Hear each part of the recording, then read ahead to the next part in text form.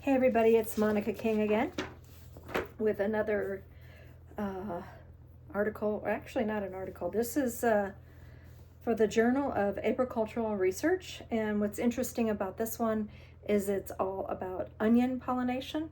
And so we have a lot of people out there that are getting really bad information. There's spreading of like the European bees or the Apis mellifera, honeybees are bad, and that it's okay to wipe them out, and people are like rooting for people that are actually out there killing them. And I just was like, wow, you guys don't like to eat, do you? So the native pollinators cannot do the amount of pollination at the time that needs pollination. So basically the honeybees, they get out there, they forage usually 50 to 100 degrees year round, doesn't matter. So if man wants to produce a bunch of, vegetables during an off season, and he can create the environment to do that, the honeybees will be there for them. And if they want to do mono agriculture, single food source, and put the bees there to do the pollination services, the honeybees will do that for them. So this one here is about honeybee colony populations and pollination efficiency on an Arizona onion seed field. Waller, Gary, Chester, Kareem, Martin, and Vessery. I hope I didn't chop up that last name.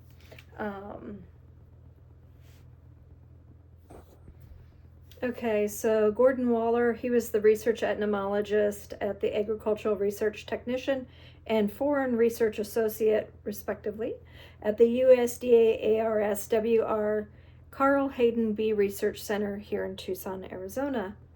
Norman Gary, he's the professor, Department of Entomology at the University of California in Davis, California. Chester was the assistant professor at Statistical Support Unit, College of Agriculture, University of Arizona, Tucson, Arizona. And Kareem was the Graduate Research Assistant, Systems and Industrial Engineering Department, University of Arizona, Tucson, Arizona. Martin and Vasariel were with Waller as well at the USDA lab. So the summary is 2 years of data showed that the frequency of foragers caught and tagged from onion flowers was proportional to the colony populations. In each year, 3 colony populations were studied using single, double, or triple brood chambers. Nearly 3,000 metal tags were recovered each year from foragers returning to the nest colonies after attaching the tags to the foragers at 6 tagging stations within each of the onion fields. Weight gains and rate of flight from colony entrances were also proportional to colony populations. Thus, the authors concluded that the rate of remuneration for the honeybee colonies for onion pollination in Arizona should vary in direct proportion with the strength of the colony.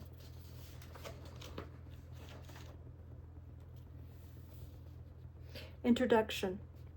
Beekeepers and seed producers need a dependable method to determine colony strength and establish a rental price that is related to pollination value. For more than a half a century, scientists have attempted to determine the relative value of various honeybee colonies for pollination.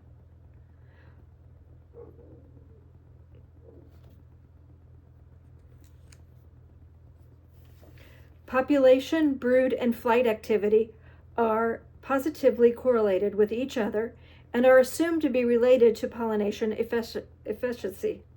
Unfortunately, the relationship between certain colonies and the yield of seed or fruit they produce are difficult to establish. McGregor and Rowe reported that colony quality could be determined for alfalfa. pollination by estimating populations in a random sample of 10% of the colonies in each apiary. However, the relative pollination value of colonies having different populations was not determined. A honeybee colony is a dynamic unit. Its development depends primarily on the starting population, the queen's fecundity, and the nutritional status. During a colony's early development, the ratio of brood to honeybees is very high, but as the population grows, the ratio decreases. Farr concluded that colonies with 30,000, 45,000, and 60,000 bees produced at a rate of 1.36, 1.48, and 1.54 times as much honey, respectively, as colonies with 15,000 bees. Management of honeybees for pollination involves proper timing of inputs to provide the optimum colony size when the crop is ready for pollination. Because colony populations obviously influence the number of active foragers, the presence of a prolific queen and her resulting brood are the most likely factors relating to forager activity. Adequate space for storage of incoming pollen and nectar for the expanding brood area and for additional bees is also essential. Barker, 1971, found that the reserve of pollen and honey in the hive also influenced honeybee foraging activity. The relative productivity per bee, as measured in honey produced, is greater for larger colonies within the normal range of colony size. Farr, 1937. However, honey production and pollination efficiency needed to be evaluated separately. If the conclusions of Farr, 1937, concerning relative productivity are valid for pollination, then we might adopt the pricing schedule of McGregor and Rowe, 1979, who recommended an increasing rate of remuneration for each comb of bees or brood between 10 and 30 combs. However, Gary and others, 1978, recommended a flat rate based on the number of frames of bees before a pricing schedule is effected. Further research is needed to determine the relative value of various honeybee colonies on specific crops. This study was done to gain information about the pollination of onion seed fields. Materials and methods. Honeybee colonies were managed to provide 3 population levels, hereafter referred to as a single chamber, double chamber, and triple chamber colony. This was done by transferring bees and brood between colonies, or removing excess bees in an attempt to have each brood chamber contain 8 frames of bees and 4 frames of brood. Thus, in 1980 and again in 1982, we transported test colonies of 3 distinct sizes from our apiaries near Tucson, Arizona, to blooming onion seed fields near Yuma, Arizona. Differences between the tests done in 1980 and 1982 are discussed later. In both years, the colony populations, or frames covered with bees, and amounts of brood, or frames of brood estimated to the nearest quarter frame, were determined for each colony by careful examinations at the beginning and end of pollination period. Honey production, weight changes, during a 4-week period were determined by weighing each colony with a portable scale. Each colony was equipped with a magnetic trap consisting of 4 magnets placed over the center of each hive entrance. Gary, 1971. Screens on each side of this trap forced all returning foragers to pass under the magnet, thus removing metal tags applied to foragers caught and tagged while visiting the onion flowers. That would be fun to watch. The traps were removed from each colony daily, and the recovered metal tags were moved from the magnets and attached to permanent record sheets. The data were analyzed by analysis of variance to determine the significance of the effect colony size had on brood present, weight gains, foragers returning with tags, and rate of flight. A variance stabilizing transformation of the tag data, poison distribution, was accomplished using the formula.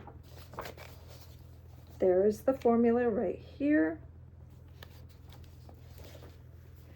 With X, the number of tags recovered from the colony, either per colony or per frame of bees present. It's a 1980 study. A 7-HA field of onions called white crystal wax. Ooh, white crystal wax onion. Interesting. Located in the North Gila Valley, was used for our test in 1980. On 4 and 9 April, when the onions were in early stages of bloom, 3 apiaries of 12 test colonies each were placed on the north side of the field and 3 on the south side. Within each apiary, there were 4 colonies of each size, and each of these were faced in different cardinal compass points to reduce drift of foragers between colonies. A datant depth, or 17 centimeter depth, super with 9 empty drawn combs was placed above the brood chamber of each test colony. 24 commercial colonies were brought to the field on the 7th of April and placed in 4 apiaries, 6 each, midway between the test colonies. These were used to achieve the colony level requested by the grower. 6 additional colonies, located 3 at the west end and 3 at the east end of the field, were fitted with modified OAC pollen traps, Waller, 1980, to sample incoming pollen to determine the competing sources of pollen. Pollen traps were emptied weekly, and the total amounts and sources of pollen were determined for each colony. Tagging sites were established 1/3 the distance, or 57 meters, into the field directly opposite each apiary of test colonies. Tagging was done during a 4-week period during peak bloom. 50 metal tags were distinctively color-coded for each of the 6 tagging sites. For the morning and afternoon, each of 9 dates, each operator tagged 100 bees in the morning and 100 bees in the afternoon. To reduce bias from individual differences in tagging techniques, operators rotated between tagging sites. The area within 2 kilometers was relatively free of honeybee colonies, except for the 24 commercial colonies and 6 colonies with pollen traps, which ensured that a high percentage of tags would be recovered by the 72 colonies being compared. In the 1982 study, a 4-HA field of onions, called red grano. Man, I'm going to have to look up these varieties. This is cool.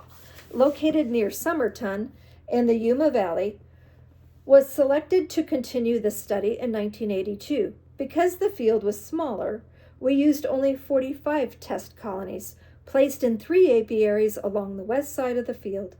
Colonies in 1982 were all headed by sister queens produced in 1981 and were moved to the test field on the 23rd of April. Because of a limitation on space, we did not orient these colonies to the cardinal compass points, but instead used another arrangement to reduce the drift. These colonies were given 2 datant depth supers to assure adequate space for incoming nectar and expanding populations.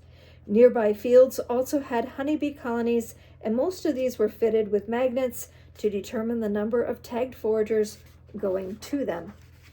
6 tagging sites were established in this field, and these were 37 and 67 meters directly out from each apiary.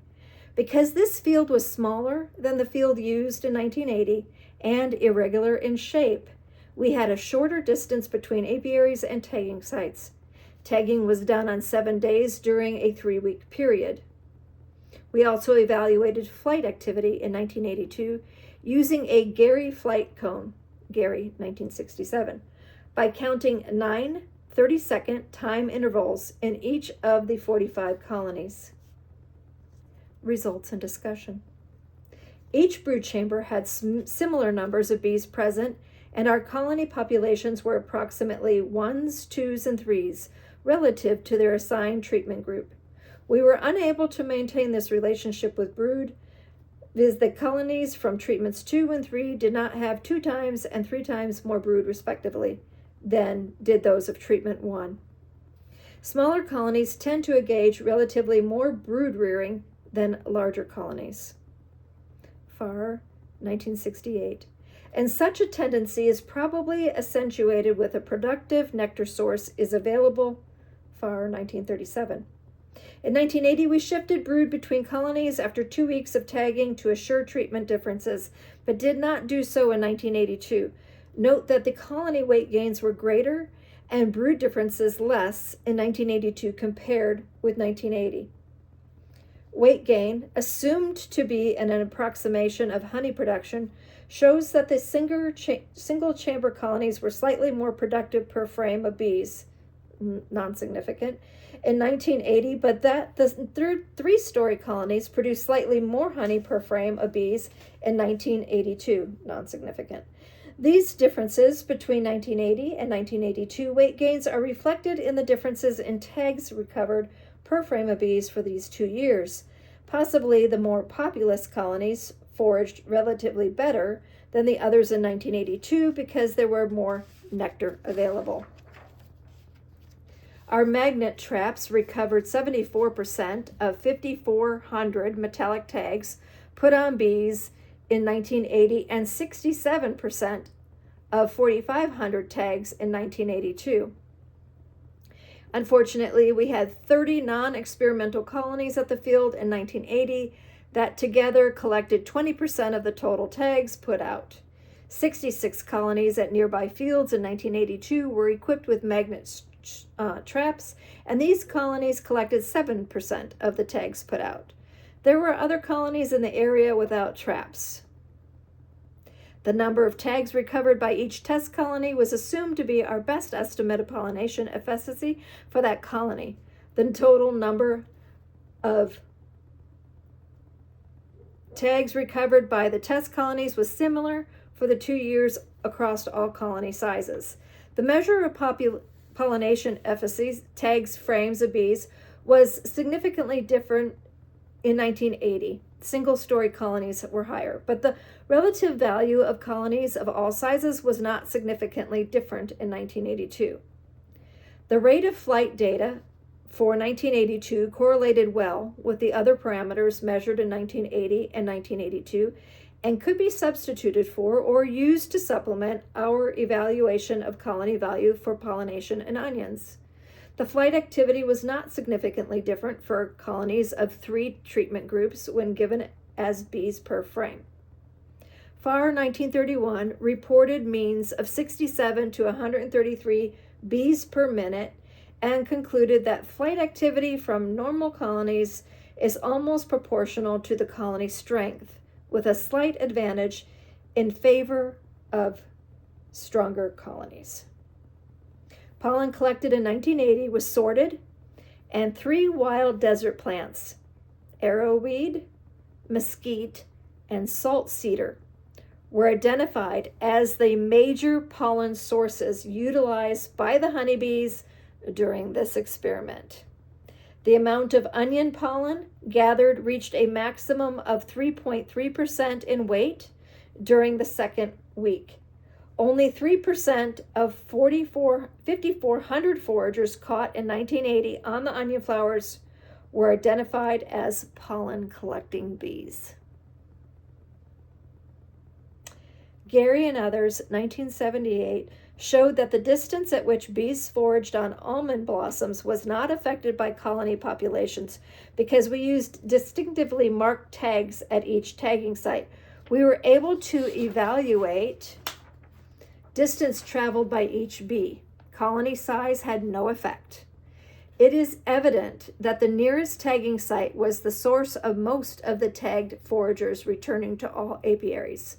When 6 distances were available, apiaries 1, 3, 4, and 6, In 1980, apiaries 1 and 3 in 1982, the returning foragers from the nearest tagging site comprised 50% of the total foragers in 1980, but only 32% in 1982.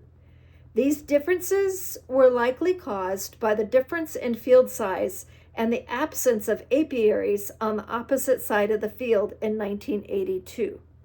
Boy, it's really tough to do this research. Conclusions.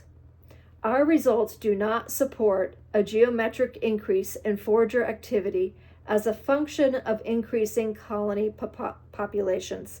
In fact, our data suggests that the smaller single-story colonies or populations covering 8 to 10 frames were comparable with the larger colonies when adjusted to a forager per unit basis, at least for onion pollination in Arizona. Gary and others, 1978, previously showed a linear relationship between colony populations and foraging activity and concluded that beekeepers should be remunerated for pollination services on a flat rate based on the number of frames of bees provided. The data from the present study supports this conclusion.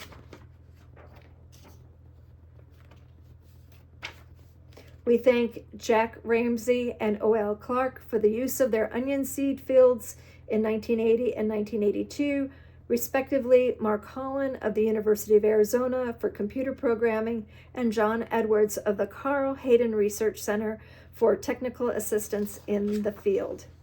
And then there's a ton of references, huge amount of references. Isn't that interesting? Very interesting. The size of the colonies, how they actually studied the bees. They used little magnets on their thoraxes that were pulled off, color-coded and numbered and pulled off at the entrance because they had a magnet there. I'm like, be just fun to see, right? So really fun research that goes into just this is just the pollination of onions to get onion seeds, to produce more onions, to put onions on your table. God, it's awesome, right? So here's the thing. When my mom and dad and I went to the American Honey Producers in San Diego a few years back, we stopped and we visited one of Dad's friends in the Imperial Valley. And not very far from Yuma, right? Yuma is where the research was done on these onion fields. And you know what was scary? They talked about the losses that they sustain on a yearly basis, and that they literally every year have to purchase like 3,000 more nucleus colonies in order to cover their pollination contracts, because the bees are just being wiped out by chemicals. Right? So the bees are doing this job, and us ungrateful humans are poisoning them. But the same sense, they're producing food and putting food on our table, and it's like this vicious cycle. And then the bees have to do that, or we wouldn't have the amount of food on our table. We definitely wouldn't have it for as cheap as we have it. Supply and demand. You don't have the supply, and you have people wanting the product, the price goes up. So with all of this said, what they did mention to me, though, was, if you didn't have the chemicals, if you didn't use the pesticides and the, I think it was fungicides. Well, no, was it? I think it was a fungicide. Anyway, they told me that every onion in the commercial fields that were not organic, and that's a whole nother thing, but every onion is sprayed 7 times before it's picked. Yeah, 7 times. So yeah. Oh. And it's not just the bees. Think about that. It's not just the bees. It is also the migrant workers, the beekeepers, I literally felt sick coming out of the Imperial Valley because I was just looking at all of the large scale mono agriculture. I was like, I felt like I needed to go detox. I'm not against farmers. I absolutely love farmers. Small farmers, family farms. I love family farms. Those are the people that I want to support. And so that's where I buy from, especially if they're into regenerative agriculture. But anyway, that's just me. So this was honeybee colony populations and pollination efficiency on an Arizona onion seed field. And, you know, as I said, we're not going to forget these people that did this research. As you noted, I mentioned, you know, like 1937 and all this stuff. Well, one of these gentlemen here, Dr. Norman Gary, that was my dad's mentor. Norman Gary taught my dad how to graft queen bees at Cornell University when my dad, I think, was 14, 11th grade. Can't remember exactly how old he was. But anyway, right off the top of my head, I have it down. But anyway, so I hope you enjoy these type of talks, because this is not just me saying, hey, we need bees for onion pollination. We need to use the bees to, this is the actual research that's being done by our agricultural, USDA, universities. This is important stuff. And so don't just believe that guy down the street that says, oh, the honeybees, they're invasive and they're bad for the environment. This is what they're for. Thank you so much for watching. Hope you like and subscribe, and I'll talk to you all again very soon. This has been Monica with King's Titan Homestead.